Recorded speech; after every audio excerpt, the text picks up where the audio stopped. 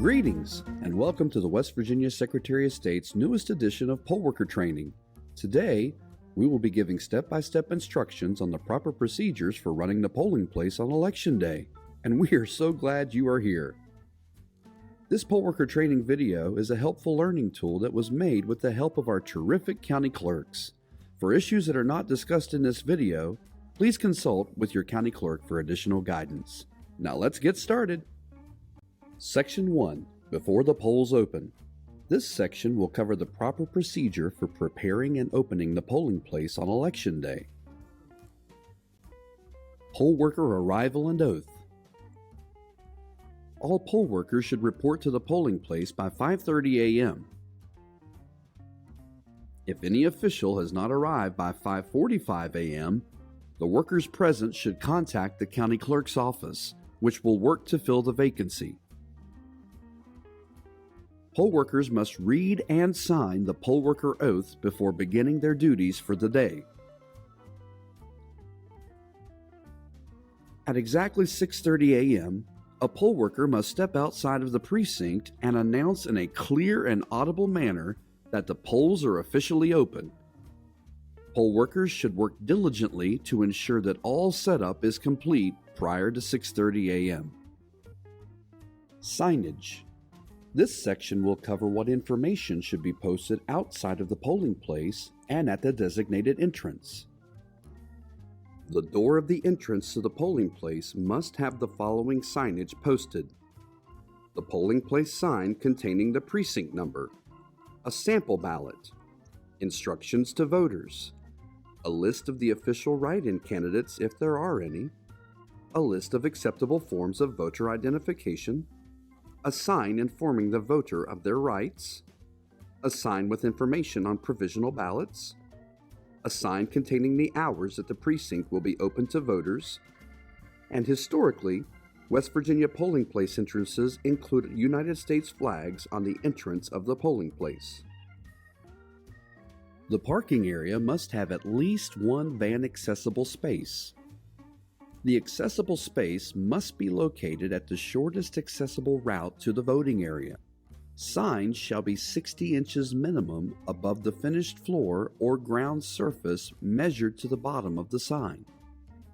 A lack of accessible parking can be resolved by displaying temporary signage and utilizing traffic cones to designate parking spaces in flat, firm, paved areas.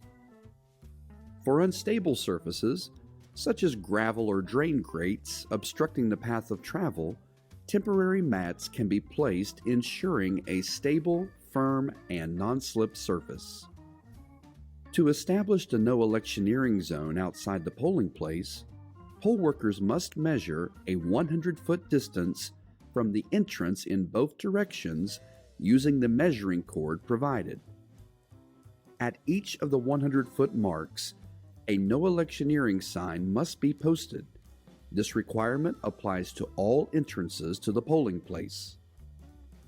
Preparing inaccessible polling places for curbside voting.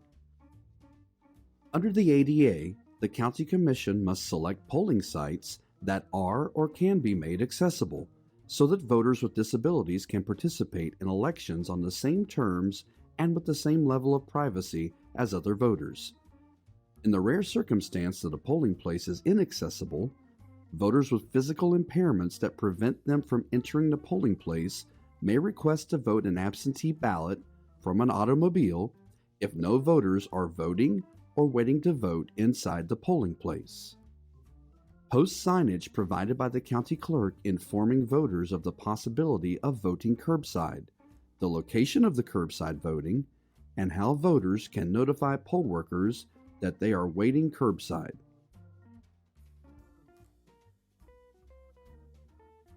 Set up the method as instructed by the county clerk for voters with disabilities to announce their arrival at the curbside. A temporary doorbell or buzzer system would be sufficient, but not a telephone system requiring the use of a cell phone or a call-ahead notification. Setting up the check-in table. Materials that are required to be on the poll worker or poll clerk's table include a paper poll book or electronic poll book if applicable, lists of absentee and early voters, unless that is tracked in an electronic poll book, a listing of official write-in candidates if there are any, a sample ballot, instructions to voters, provisional ballot envelopes and information, voters' rights information, information on West Virginia's voter ID requirements, voter assistance forms and information, and any additional forms or information required by the county clerk. Paper Pollbook Setup. If your precinct will be using a paper pollbook, confirm that the tamper-evident seal is intact before beginning. Once broken, keep the pollbook sealed to return to the county clerk later. The paper pollbook contains the registration information of every voter in the precinct, including their full name, physical address, and party registration. Poll clerks use the pollbook to check in each voter as they enter the polling place. There is a blank section in the back of the poll book for voters who are not in the poll book but insist on voting in the precinct. These voters can fill out a blank listing in the paper poll book and will be issued a provisional ballot to be considered at canvass. More on this later in the video. ExpressVote Setup. The ExpressVote ballot marking device allows voters to mark their ballot electronically instead of marking their ballot by hand. To access all compartments of the ExpressVote, poll workers will need access to the barrel key that accompanies the voting equipment. Remove the ExpressVote machine, power cord, and headphones from the carrying case. Plug the small circular end of the power cord into the back of the ExpressVote machine and the other end into a power source. Unlock the security access door on the left-hand side of the machine to turn the power switch on. When the election code screen appears, enter the code provided by your county clerk and press Accept. Once the code has been accepted and the To Begin Voting screen appears, close and lock the security access door. ExpressVote should be positioned at least 5 feet apart from each other, away from an entrance, exit, or highly trafficked area, with the screen facing a wall without windows or cameras. This placement ensures the maximum amount of privacy possible for each voter. If your precinct kit provides privacy screens to use with the ExpressVotes, set those up at this time. Place an instructional card with each ExpressVote machine. No other materials are allowed at the voting machine. A voter may review a list of write-in candidates at the poll worker or poll clerk's table. The ExpressVote also serves as an ADA-compliant voting machine for voters with disabilities. Federal law requires that each precinct has at least one accessible voting machine for federal elections. Poll workers must set up the accessible machine prior to opening the polls to avoid additional wait time for voters. DS200 machine position and setup. For precincts that scan their ballots at the polling place, this section provides the procedure for setting up the DS200 ballot scanner. Poll workers will need to reuse the flat key and barrel key used for setup of the ExpressVote to access all compartments of the DS200. The DS200 should always be placed between the voting booths and the exit so that it is in full view of all poll workers and voters. Break the tamper-evident seal on the machine before proceeding. Unlock the rear compartment to remove the power cord and plug the power cord into a power source. The DS200 will notify you of a proper power connection by making a single beep. Then unlock the machine and open the screen. This should automatically cause the DS200 to power on.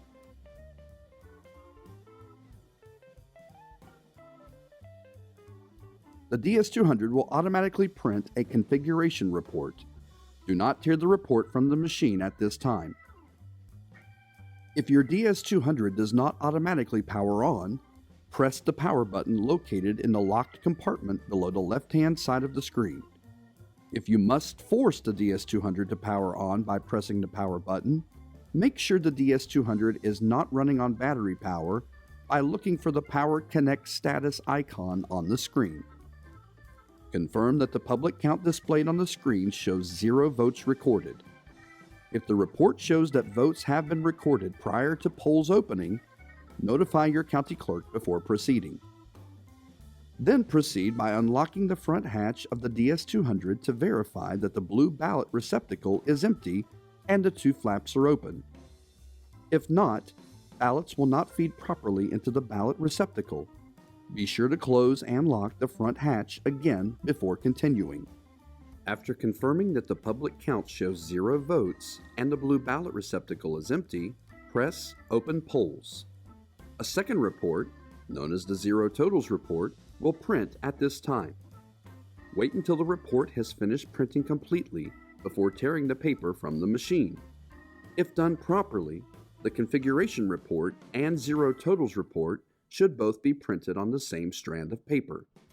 Place the reports with the returning paperwork to return to the county clerk after the polls close and select Go to Voting mode.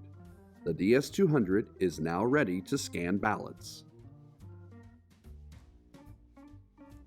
Statements of Ballots Used form. Before the polls open, poll workers must enter the total ballots received on the Statement of Ballots Used form.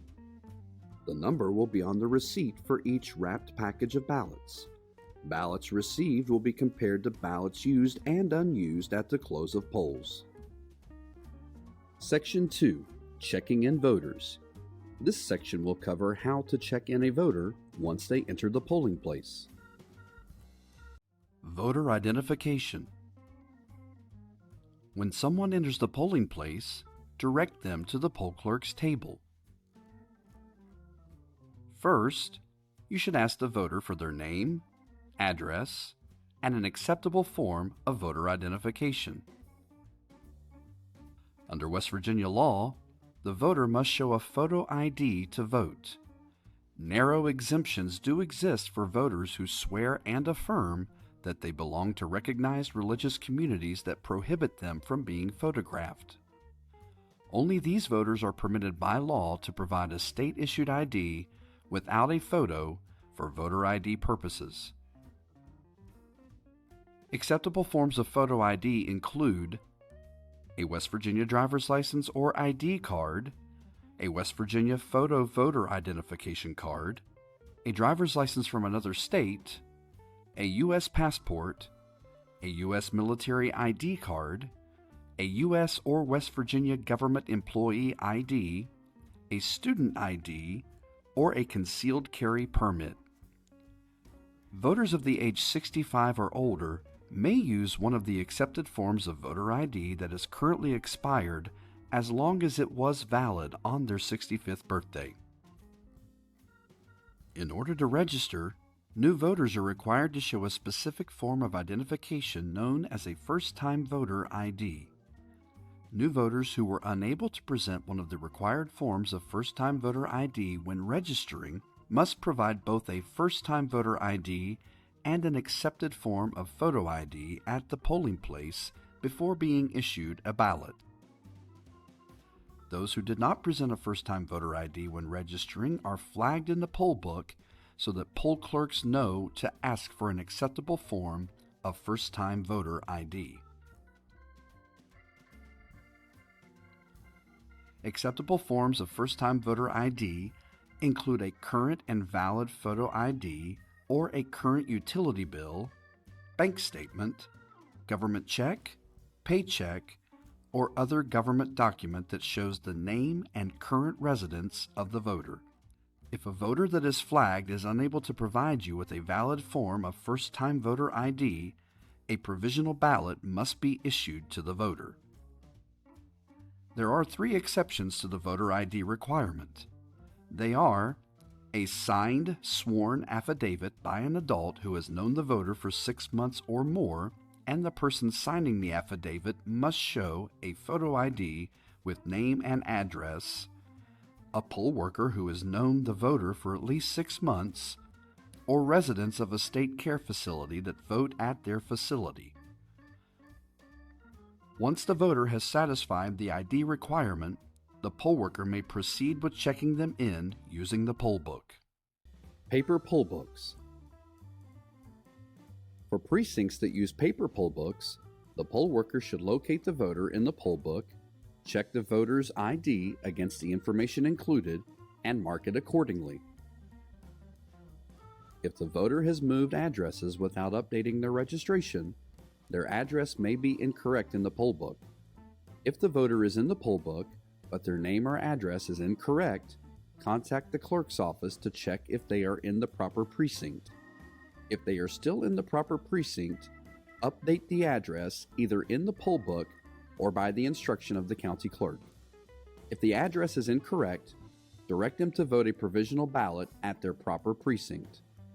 If the voter's registration is not in the poll book at all, but they are in the right precinct, they can fill out a blank listing in the back of the poll book and vote a provisional ballot. Voters who wish to vote in the wrong precinct based on county clerk records should be issued a provisional ballot. The circumstances surrounding provisional ballots are reviewed by a county board during canvass.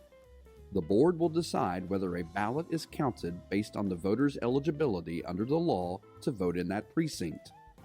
Poll workers must provide voters the information sheet on how to track their provisional ballot. Under no circumstances may a voter be refused a provisional ballot at the polling place. Once all voter information is correct, check for their name on the list of absentee and early voters before issuing their ballot. If the voter is on either the absentee or early voters list, they must be issued a provisional ballot if they insist on voting again. If the voter provides their absentee ballot to a poll worker, the poll worker may spoil the ballot, place it in the spoiled ballot envelope, and allow the voter to vote a regular ballot at the polling place. If the voter is not on the absentee or early voting list, have them sign the poll book and compare the signatures. Poll workers may challenge the voter if the signatures do not match. In primary elections, those registered as independent or non-affiliated voters may vote the nonpartisan ballot, or they may request to vote a ballot of a recognized party who chooses to provide this option. Poll workers should direct voters to the sign explaining which ballot they have the option to vote. Voters registered with a recognized political party, such as Republican, Democrat, Mountain, Libertarian, or Constitution, may only vote their party's ballot if available. If a voter is registered with a recognized party who does not nominate their candidates in the primary, they must vote the nonpartisan ballot. A poll worker may not suggest a ballot for an independent or non-affiliated voter in a primary election. If the voter does not choose a ballot style, issue a nonpartisan ballot. Write the ballot stub number onto the poll slip located in the poll book, then cut or tear it from the poll book. Two poll workers of different political parties should then sign the back of the ballot that is being issued. Place the ballot in a secrecy sleeve and give it to the voter along with the poll slip. Section 3. How to vote. In this section, we will cover the proper process for voting once the voter has been checked in at the polling place. ExpressVote. To vote using the ExpressVote ballot marking device, the poll worker must first generate the voter's ballot on the screen by inserting the blank ballot issued to the voter. Be aware that the ballot will not feed into the machine properly unless the corner cut edge is facing the top right-hand corner. During early voting, a poll worker will need to choose the correct precinct for the voter before proceeding. During a primary election, the poll worker will also be responsible for choosing the proper ballot style depending on the party affiliation of the voter. After choosing the correct precinct and party affiliation if necessary, The generated ballot will automatically display on the screen. For counties that use the ES&S Express Pollbook and the optional ExpressVote validator printer, the poll worker will not have to select the proper ballot style and precinct, as that information is included in the barcode that is generated by the external validator printer on the voter's activated ballot. To mark votes, touch anywhere inside the box of the desired candidate or issue. A finger, cotton swab, or stylus may be used on the ExpressVote screen to mark the vote. The box will change to green when selected properly. The ExpressVote marking device prevents the voter from overvoting.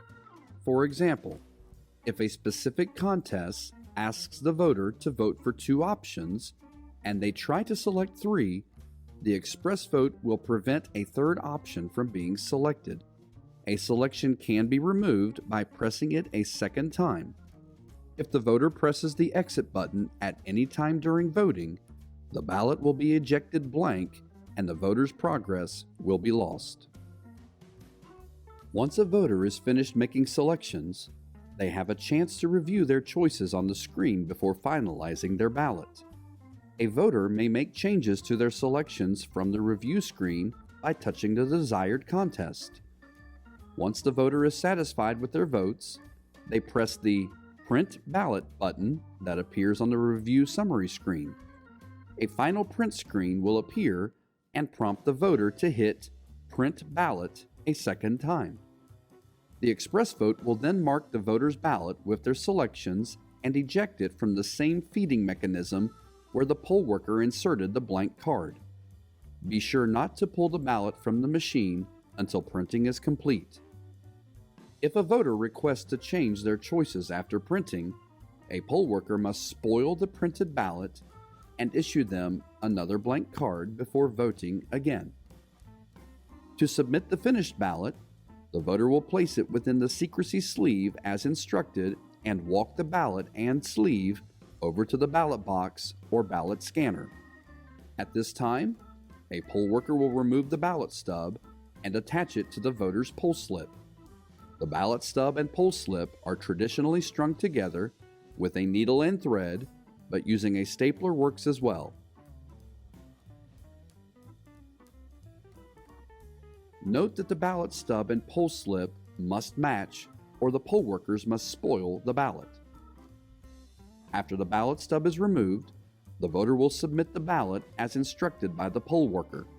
This may include providing the ballot to the poll worker to place in the ballot box or ballot scanner, or the voter removing the ballot from the secrecy sleeve and placing it in the ballot box or ballot scanner directly. Administering curbside voting.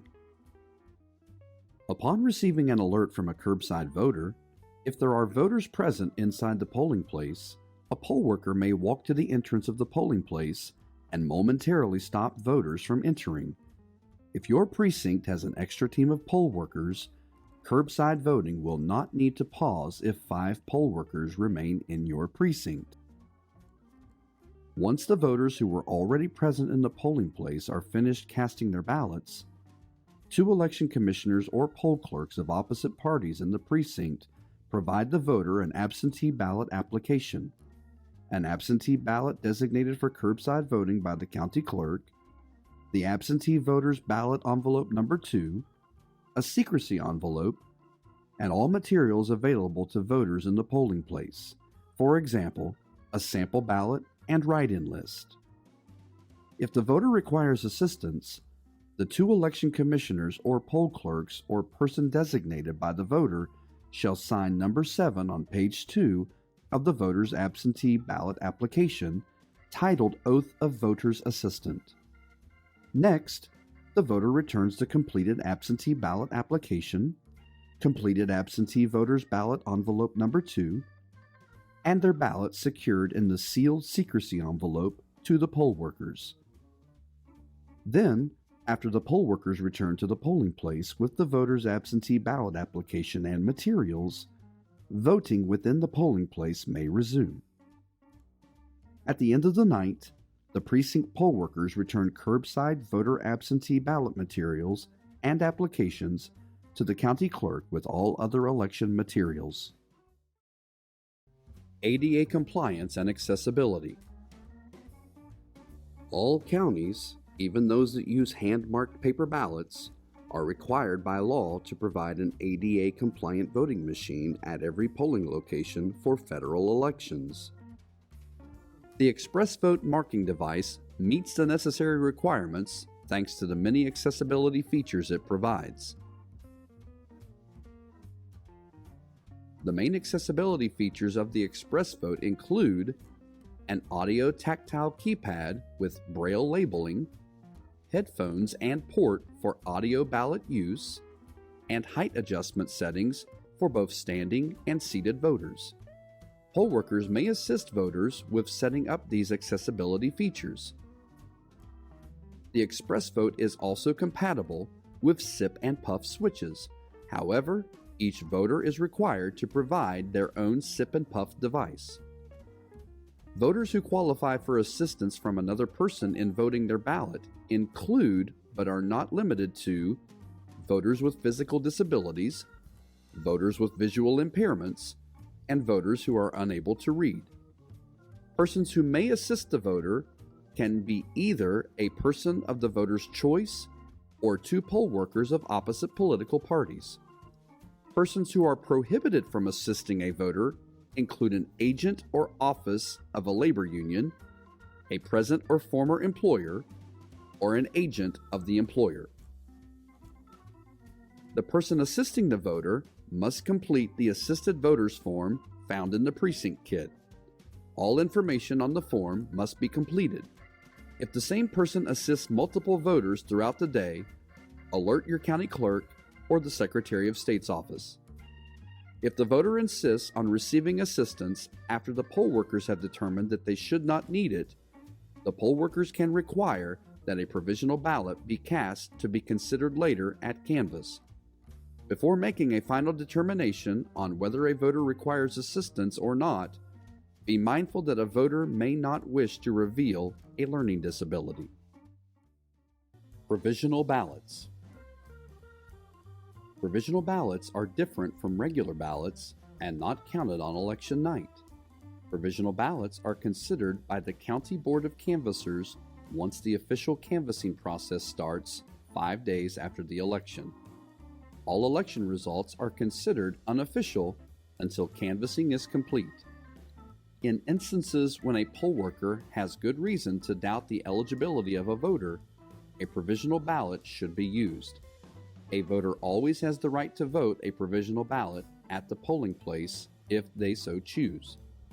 Some common examples of when a poll worker should issue a voter a provisional ballot include: the voter's name is not in the poll book, the voter is in the wrong precinct, the voter has already voted absentee or during early voting, the poll book signatures do not match, the voter wants assistance but doesn't need it, a poll worker wishes to vote but is not in their precinct, and a voter does not have the required identification. Since provisional ballots are not counted on election night, they are kept separate from regular ballots. Provisional ballot poll slips remain in the poll book, and the ballot stub is left on the provisional ballot. Poll workers are also not to sign the provisional ballots. There are 3 envelopes needed for processing a provisional ballot. Envelope 1 is the privacy envelope, which is a substitute for the secrecy sleeve. It is intended to keep how the person voted private and should be given to the voter with their blank ballot. The privacy envelope is the smallest of the 3 and should have the voter's precinct number written on it. Envelope 2 is the explanation envelope, which the poll workers use to detail why the voter cast a provisional ballot. Poll workers must fill out both sides of the envelope. Envelope number 3 is the return envelope that holds all provisional ballots cast throughout the day for the precinct. This envelope will be sealed in the process of closing the polls after the statement of ballots used form is completed. While the voter is voting, fill out envelope number 2 the explanation envelope completely. All information should be included and is important context for the County Board of Canvassers when considering whether the ballot should be counted. The voter should place the completed provisional ballot inside the privacy envelope. Remember that poll workers do not sign provisional ballots, and the ballot stub should not be removed. Place the privacy envelope inside the explanation envelope. Seal the explanation envelope and have the voter sign across the seal. Then place the sealed explanation envelope into the precinct envelope that holds all provisionals for that day. Once the provisional ballot is completed, fill out and give the voter a provisional ballot tracking slip. This tracking slip has instructions on how the voter can track their provisional ballot to determine if their vote was counted at canvass. Spoiling ballots. Spoiling a ballot is the proper procedure for disposing of a completed or partially completed ballot that has one of the following issues. The ballot stub and poll slip do not match, the ballot is defaced, the ballot was not signed by two poll workers, or the voter has indicated that they voted the ballot incorrectly and would like a new one. To spoil a ballot, first a poll clerk must write "spoiled" across the front of the ballot to indicate that the ballot is no longer usable. The ballot will then be placed in the spoiled ballot envelope. Do not dispose of the voter's poll slip, as it must be reused. Mark through the old ballot stub number in the poll book and replace it with a new one. Section 4. Ballot boxes and ballot scanners. In this section, we will go over the proper procedure for storing completed ballots once the voter is finished with their selections. The DS200 at the polling place. Precincts that have their own DS200 ballot scanner on site must follow these instructions. After removing the ballot stub, the voter can feed the completed ballot directly into the DS200 ballot scanner. The DS200 can accept both hand-marked optical scan ballots as well as ballots specifically designed for the ExpressVote. Unlike the ExpressVote, orientation does not matter when feeding the ballot into the DS200. Remember that provisional ballots are not counted on election night and should not be scanned with regular ballots. All paper ballots are stored in the blue ballot receptacle locked within the DS200 until polls close. This is what the poll workers will be taking back to the clerk's office at the end of the night once the polls close. Under no circumstances should the poll workers prematurely power down the machine or tamper with the flash drive or media stick inside the DS200. Section 5. Closing the polls. This section covers the proper procedure for closing the polls and breaking down all the necessary equipment and materials for transport. At precisely 7:30 p.m., a poll worker should step out of the precinct and announce in a clear and audible manner that the polls are officially closed. All voters who are in line prior to 7:30 p.m. have the right to vote. Two poll workers of opposite political parties shall issue each voter that is in line at 7:30 a waiting voter's permit. Those who do not have a permit after 7:30 are not allowed to vote. ExpressVote shutdown. To shut down the ExpressVote ballot marking devices, power off each unit by unlocking the side compartment with the barrel key and pushing the power switch into the off position. Follow any additional on-screen prompts to confirm shutdown if necessary. Consult with your county clerk on whether the USB media sticks should be removed or remain inside the ExpressVote after being powered down. If your precinct has its own DS200, this is not to be confused with the USB media stick you will be removing from the DS200 after shutdown. Continue with disassembly by removing the power cord and setting the ExpressVote into the travel position. Place all components, including the power cord, back in the black bag for transport.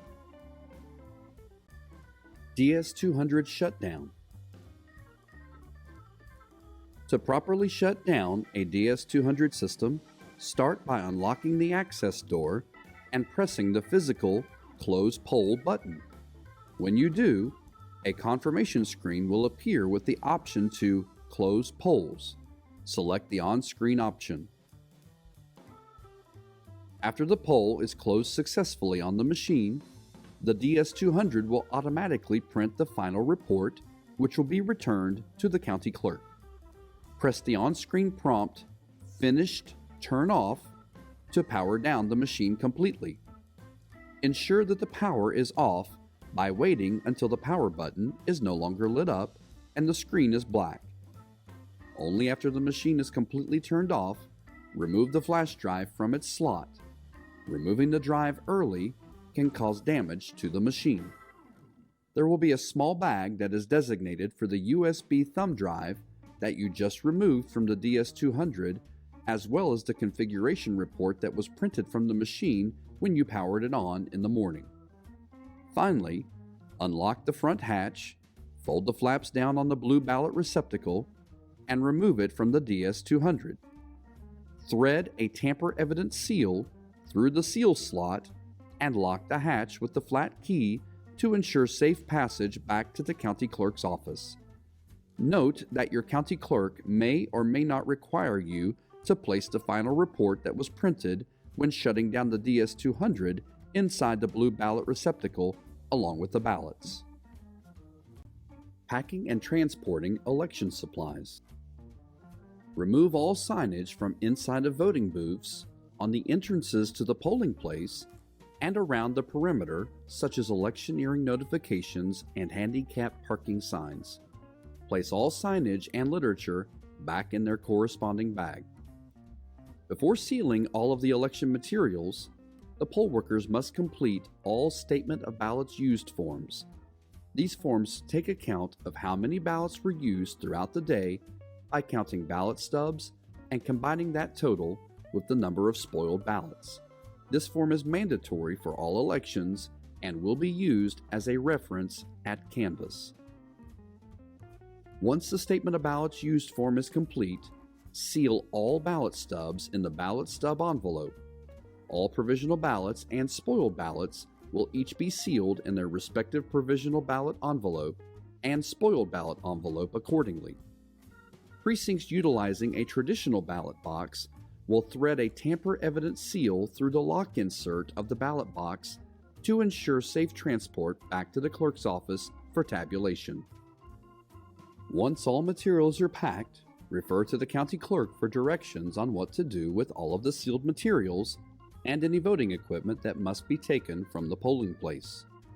The sealed ballots, as well as any other sensitive information, such as the USB media stick and configuration report from the DS200 if applicable, should be accompanied by 2 poll workers who belong to opposite political parties but ride in the same vehicle back to the central counting location. That concludes the poll worker training curriculum provided by the West Virginia Secretary of State's office. Thank you for your service as a poll worker, and remember, elections cannot happen without you, the poll workers.